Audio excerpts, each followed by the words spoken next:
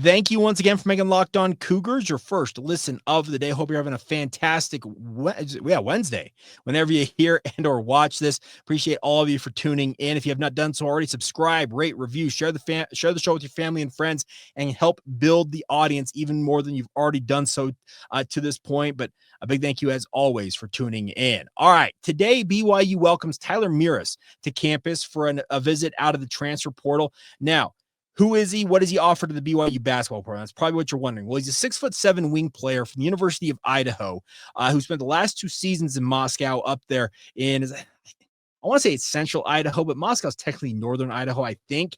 Those of you who are Idaho natives, you can correct me on that. But the nice part is he shot 38.2% from 3 last season as one of the best players on an Idaho team that was sub 500.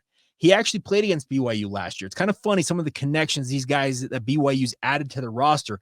A lot of them have played against the Cougars, and maybe they stood out in those games to Kevin Young and said he kind of wrote down notes. Pay attention to this player. I can't guarantee that, but after scoring 17 points last year in the Marriott Center in a loss to BYU, Mrus impressed. He was 4 of 8 from 3 in that game. He's a leading scorer for Idaho in that, and went on to have a very strong season. And as I mentioned, he's 6'7". He is a wing player who's got length. He's got an ability to shoot from the perimeter, and that is exactly what BYU is looking for as one of its keys that it needs to have on its remaining roster, and that is bench shooting.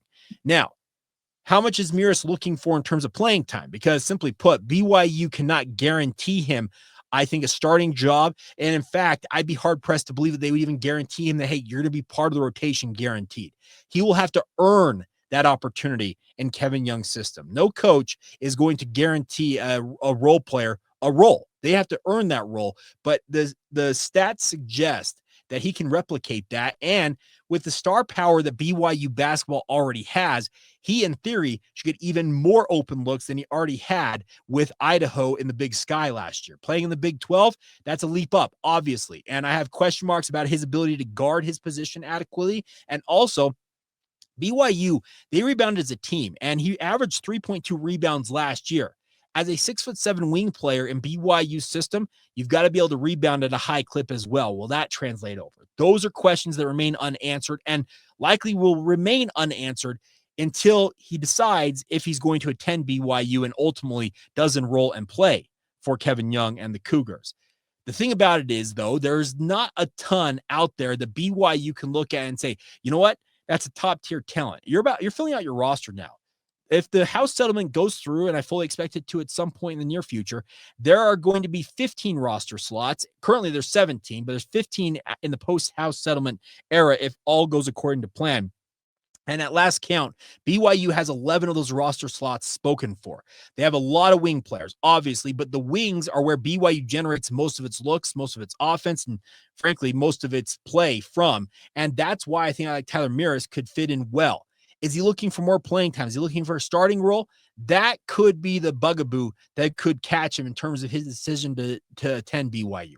If I was Kevin Young and I was kind of projecting the future for him, I'd point out that come this time next year, you will have Dawson Baker and Richie Saunders who are out of eligibility and on to the next thing. And that opens up 2 prime wing spots.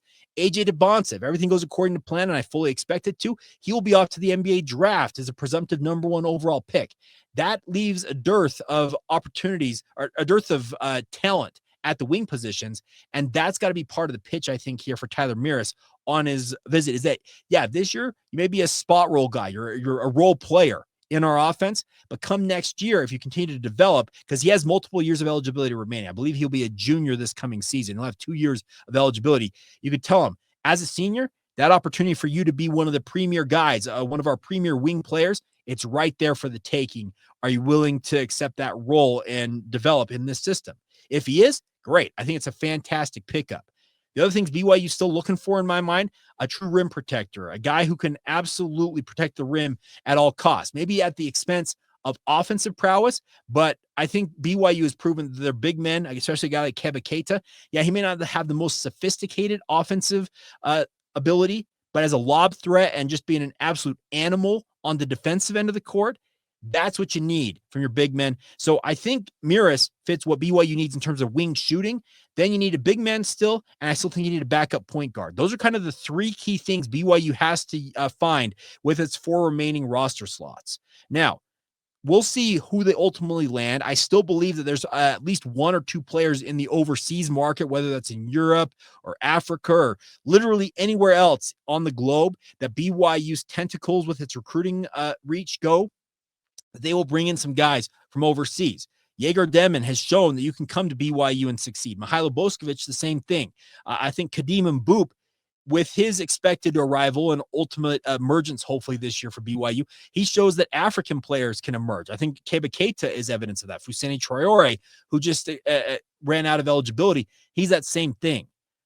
What BYU is trying to build is the most well-rounded unit and roster that they can find, and they're ticking off just the needs as they go along. And if Tyler Mrus wants to be a part of it, he absolutely fits what BYU needs, I believe, in this upcoming edition of the BYU basketball program. I hope he accepts the role, because you can't teach his length. You can't teach his ability to shoot the basketball. And it appears that he is still got a lot of basketball in front of him. He's a younger player, as I mentioned, just a sophomore. He had a medical red shirt his first year at Idaho after originally transferring in, I believe it was from Alaska Fairbanks, a D2 school up there in Alaska. So he is a well-traveled player, but he has found success at the D2 level, now at the G5 level. Can he add success to his resume at the Power 5 level? And that's the question that remains to be seen. But I do think this is a very steady and good pickup for BYU if Tyler Mrus likes what he sees about BYU and ultimately signs on the dotted line. You can't be too hasty, I feel like, for Kevin Young and saying he's got to fill out his roster right now. I would expect the BYU's roster probably remains in flux until June. That's the crazy thing about this. It will get past the NBA draft until I feel like they'll finally secure everything. And we saw that they added Mihailo Boskovic. I don't remember what time in the summer last year they added him to the roster.